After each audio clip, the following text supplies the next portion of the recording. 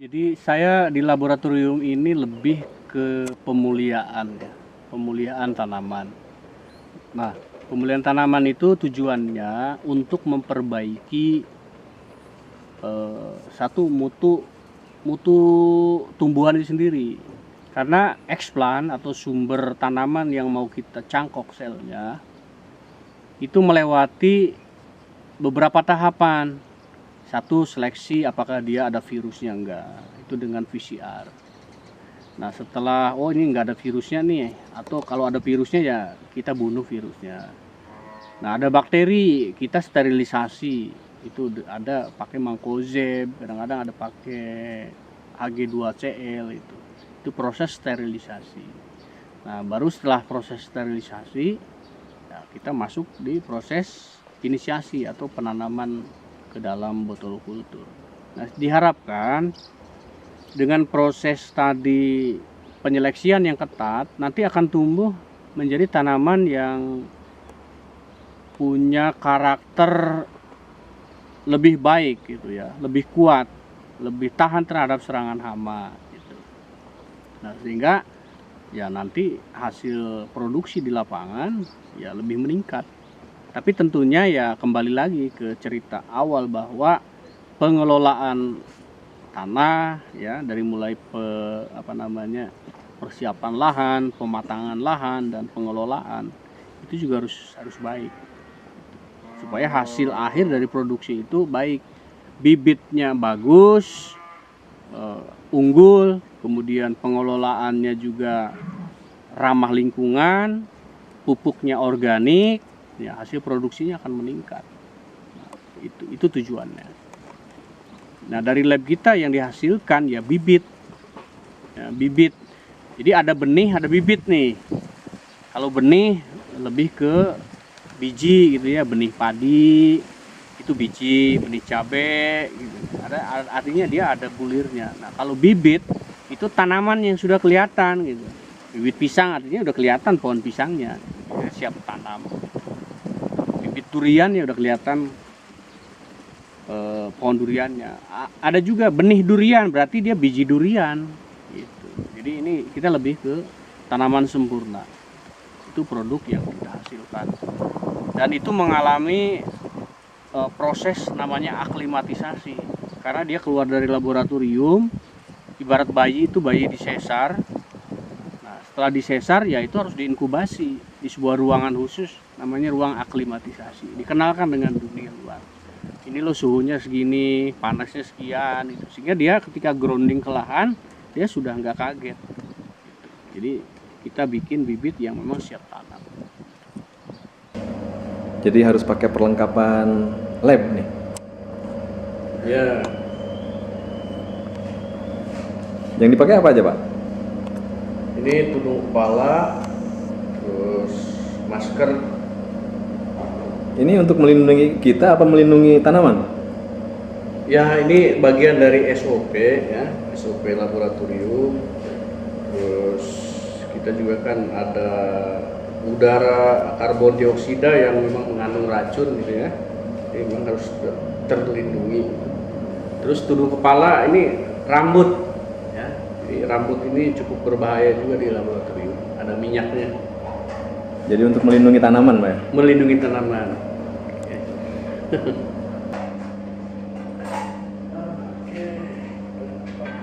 just.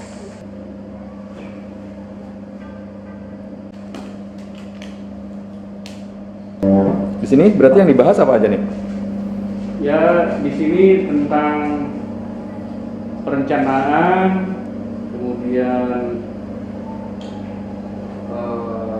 plan, pembagian tugas. Nah, di sini berisi personilnya dari wakil kepala laboratorium, kepala divisi, kemudian tenaga ahli laboratorium dan laboran. Ini bagian manajemen di sini. Ini manajemennya.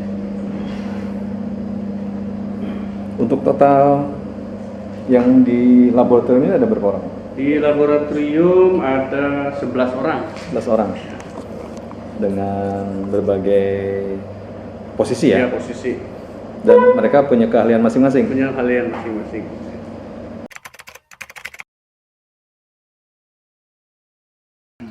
Kalau bercerita tentang mikrobiologi ya, sebenarnya keprihatinan saya terhadap kondisi pertanian di desa inilah khususnya ya, dan umumnya Indonesia secara menyeluruh, terkait tentang mutu produksi pertanian yang sangat turun drastis ya dari masa ke masa. Mungkin ketika saya kecil, saya baru lahir barangkali ya, Indonesia itu pernah swasembada beras ya, swasembada pangan itu di Repelita ketiga kalau nggak salah, itu tahun 88. Nah makin kesini kondisi pertanian itu makin menurun seiring jumlah petani yang makin sedikit. Nah kalaupun memang banyak orang di sawah, itu saya yakin 75%-nya itu bukan petani tapi buruh tani gitu. Petaninya makin tergeser, makin tidak ada, dan anak-anak muda yang tidak mau ke sawah, dia urbanisasi ke kota. Nah dari keprihatinan itu saya coba menggali, kemudian mengkaji dan mengimplementasikan dalam sebuah wadah teknologi ya, teknologi yang baru dan terbarukan. Itu bioteknologi pertanian. Gitu. Dimana di sini melahirkan bibit-bibit unggul gitu ya. Kemudian bagaimana cara kita memanipulasi nutrisi, bagaimana mensiasati alam gitu ya. Supaya apa? Generasi muda ini mau menjadi petani. Karena menjadi smart farmer atau petani cerdas, ya itu mulia gitu. Nah, kalau ada pemahaman bahwa petani itu dekil, petani itu miskin, itu kurang tepat ya, kurang tepat. Dan memang tidak salah kalau ada orang mengatakan petani kumel, itu nggak salah, cuman dia kurang tepat dalam menyikapi. Kalau bercerita kotor, bercerita bau, itu lebih kotor orang yang kerja di pengeboran minyak. Pengeboran minyak itu panas, badan kotor dengan BBM atau dengan CVO, cemong kemana-mana, tapi berebut. Orang ingin kerja di Pertamina. Kenapa? Duitnya gede. Nah, disinilah perlunya kita meningkatkan mutu produksi pertanian. Itu dengan cara tadi kita mendirikan sebuah laboratorium untuk pemuliaan tanaman menjadi bibit unggul. Nah, kemudian didampingi dengan standar operasional prosedur yang benar. Nah, kemudian ada pendampingan sehingga petunjuk teknis dan petunjuk pelaksanaan itu betul-betul diikuti oleh petani. Gitu. Nah, disinilah misi saya, ingin menjadikan petani itu cerdas. Asetnya jalan, artinya sawahnya itu berproduksi, petaninya jalan-jalan. Nah itu, jadi petani yang kaya.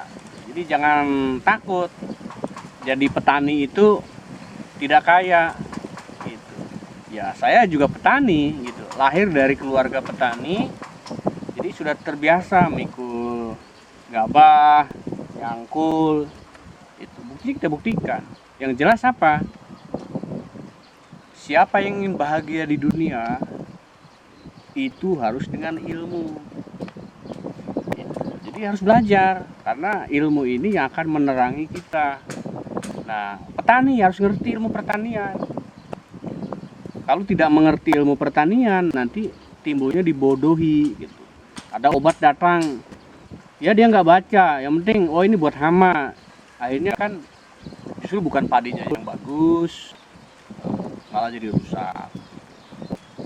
Kemudian saya juga punya pemikiran, suatu saat kalau kondisi ini dibiarkan, sawah ini akan habis ya, disamping dengan gedung, juga akan ditinggalkan oleh generasi mendatang karena tidak menghasilkan gitu.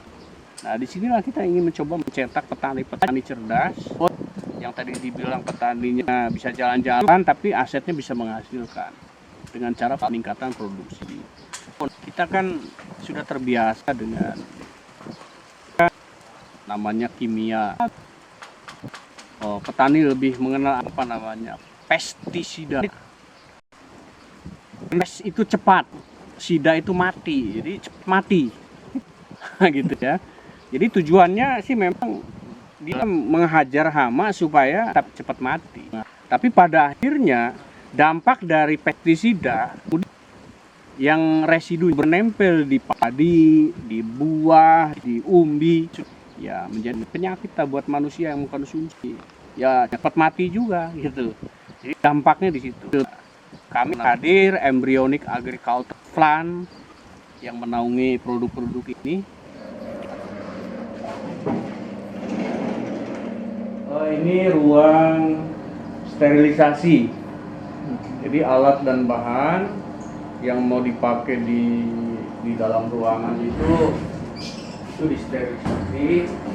Baik itu ini botol, kemudian tutupnya.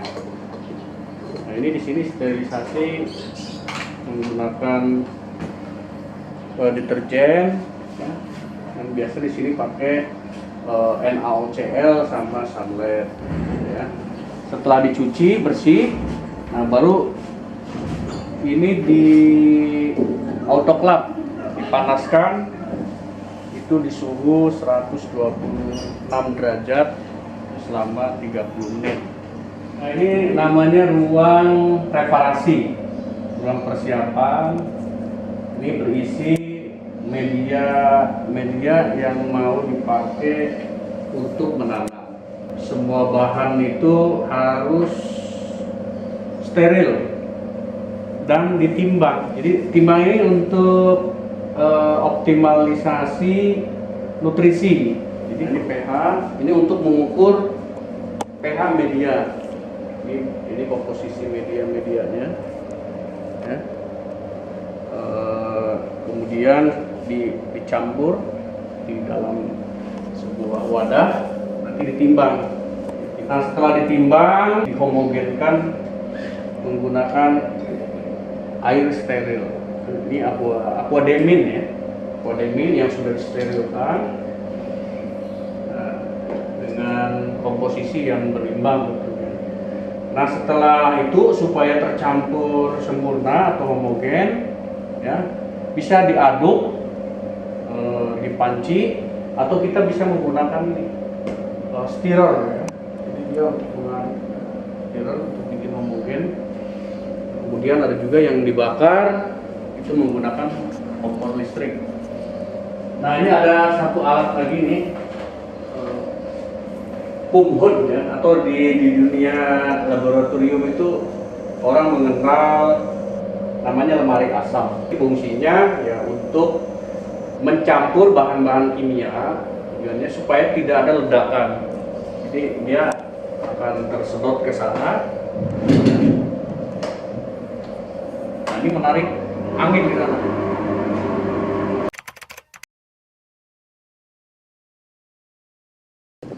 Tanaman, ya, bibit tanaman. Sekarang dari umbi-umbiannya itu ada porang, ya, porang atau bahasa biologinya Amorphopalus moelleri, gitu ya. Dimana porang ini menjadi komoditas unggulan saat ini. Itu untuk ekspor, ya.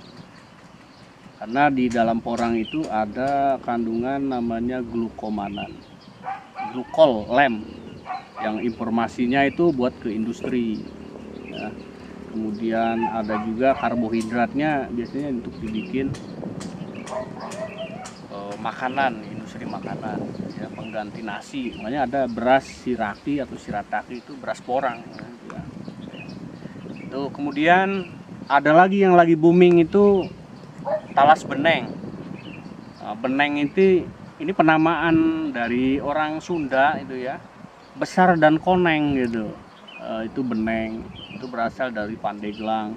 Nah, kita juga bikin di sini pemuliaannya. Ada juga kentang, kita bikin kentang. Kemudian dari itu tanam umbi-umbiannya tuh. Jadi porang, palas beneng, kentang. Kemudian dari tanaman buah tropika, kita juga bikin bibit durian, alpukat, manggis, gitu ya.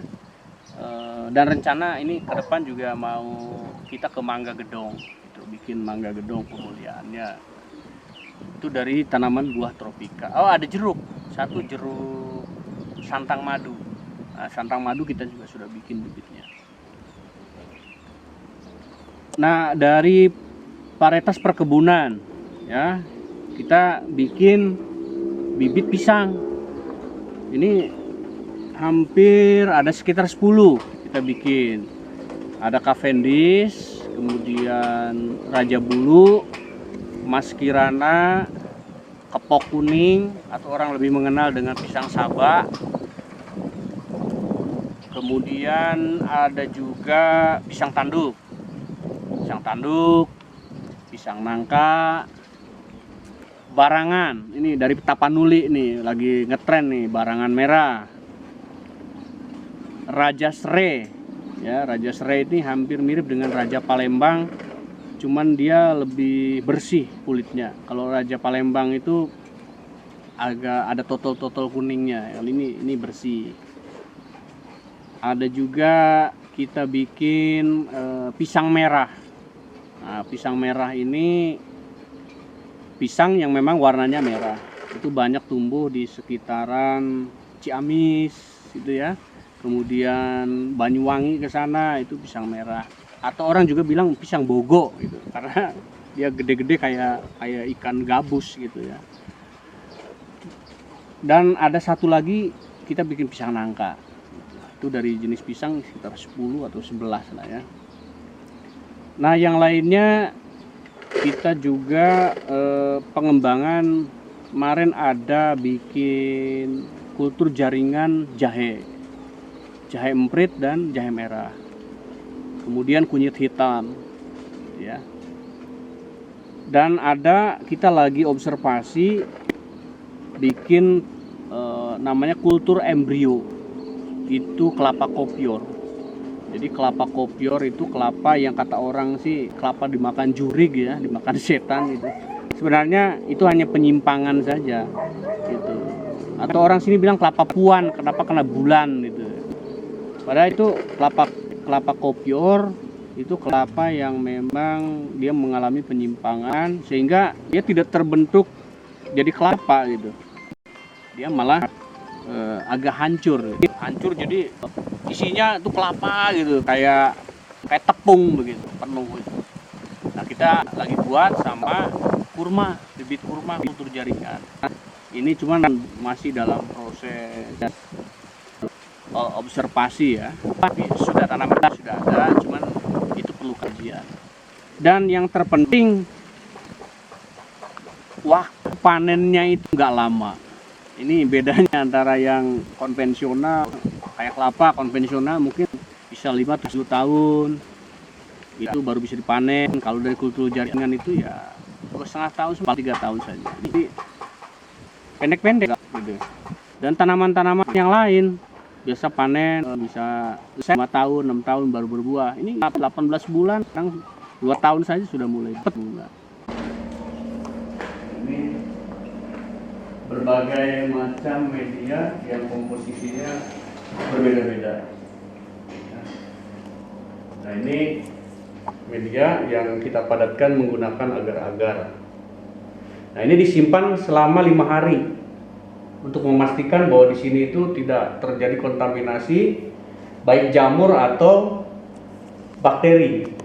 Nah, dari sini nanti kita masuk ke satu ruangan namanya ruang inisiasi. Nah, itu bahan yang tadi mau di sana dibikin ini bahan-bahannya. Nah, sengaja didinginkan untuk menjaga stabilitas medianya supaya tidak mencair, supaya tidak berkembang ya. Yang lain dan nanti setelah disterilisasi itu disimpan di sini. Ini namanya open, ya, open. Itu di suhu 60 derajat. Ini kayak gunting, pinset, kemudian ada cawan petri, nah itu disimpan di sini. Jadi betul-betul di sini harus steril. Nah tadi dari ruang sana, ini masuk ke ruang ini ruang penanaman tanaman. Ini ada alat namanya laminar airflow cabinet. Ini di sini juga harus betul-betul steril.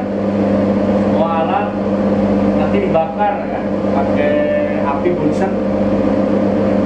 Kemudian dicelupkan di alkohol. Nah, ini contoh tanamannya.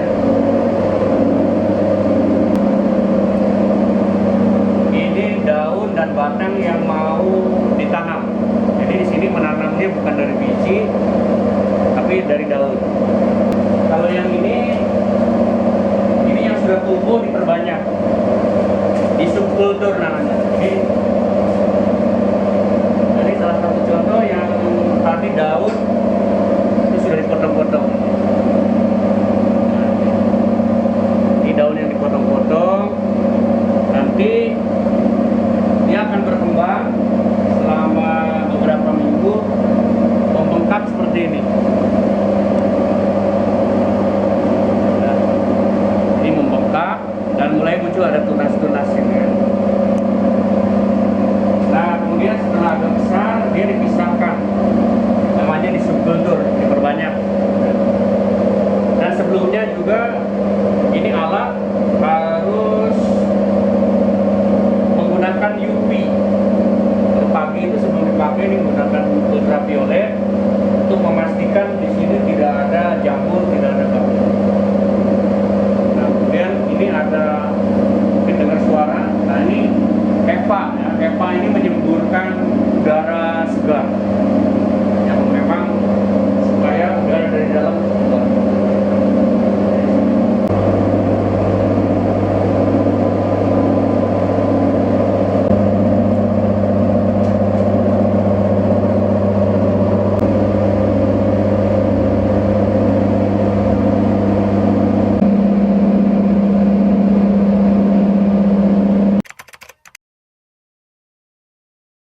Petani itu, ini satu gambaran ya buat sahabat-sahabat petani cerdas lah di seluruh Indonesia barangkali, khususnya di Desa Sindanghayu, Kecamatan Beber, Kabupaten Cirebon.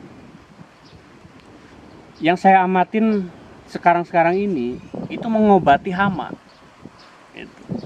Bukan mengobati tanaman. Jadi ada belalang datang semprot pestisida, berarti yang diobatin itu belalangnya, bukan padinya, bukan tanamannya. Nah, jadi mengobati hama.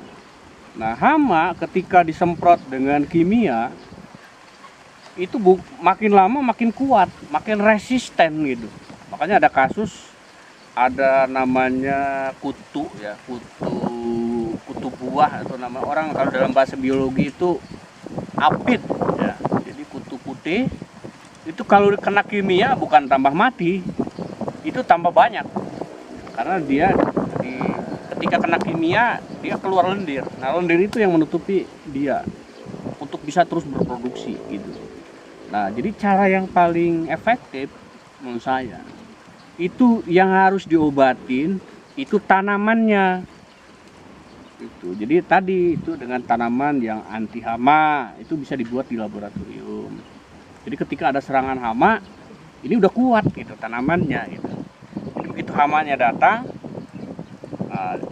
ini tanamannya udah kuat, nah dia balik. Jadi di coating gitu, di mantel gitu. Nah itu, jadi, nah hamanya karena kita berlaku bijak, dia nggak mati. Jadi nggak mati di tempat gitu, hamanya pergi. Karena ini nggak enak gitu, ini nggak enak, jadi dia pergi.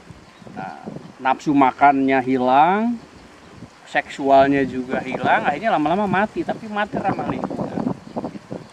Makanya ada satu produk namanya Agen Hayati. Nah, agen hayati ini berfungsi untuk satu, membuat pertahanan di dalam tubuh tanaman atau dibilang imunitas. Kemudian dia juga mampu untuk memprotek ya. Jadi protek, dia melindungi. Kemudian ketika ada serangan hama dia juga bisa menyerang itu. Dia bisa menyerang, bisa mempertahankan inangnya ini tanamannya itu kan dengan agen hayati. Nah, kemudian dampak ke lahan. Itu lahan akan kembali subur. Nah, terutama dengan penggunaan pupuk-pupuk organik. Jadi muncul kebijaksanaan menjadi manusia yang menghargai gitu. Menghargai apa? Menghargai sesamanya, menghargai alamnya, dan mengabdi kepada Tuhannya. Nah, di sini terjadi simbiosis antara akal, ya, kemudian hati, nakli, dan ruh ketuhanan.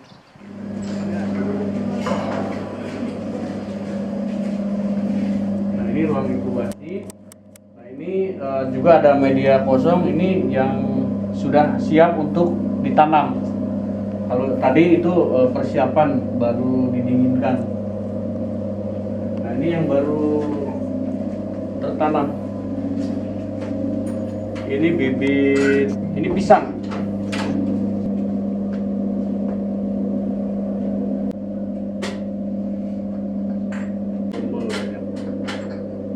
Nah, ini untuk satu botol ini Ya, bisa 20 sampai 25 25 apa tuh? tanaman.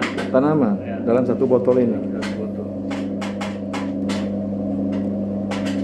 Ini yang bagian atas, ini kentang.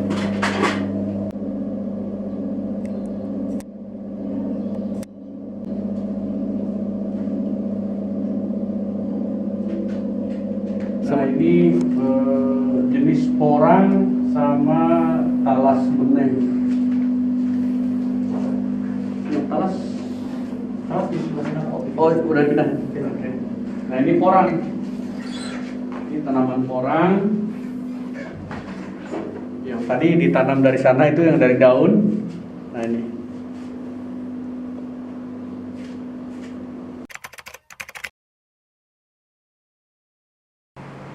Kalau produk kita sih sebenarnya sudah nasional ya. Hampir di tiap provinsi juga sudah pesan bibit dari kami. Beberapa perkebunan juga sudah ngambil dari sini. Nah, kalau petani yang memang petani secara umum kayak padi ya, kita juga punya varietas namanya padi sikumpai.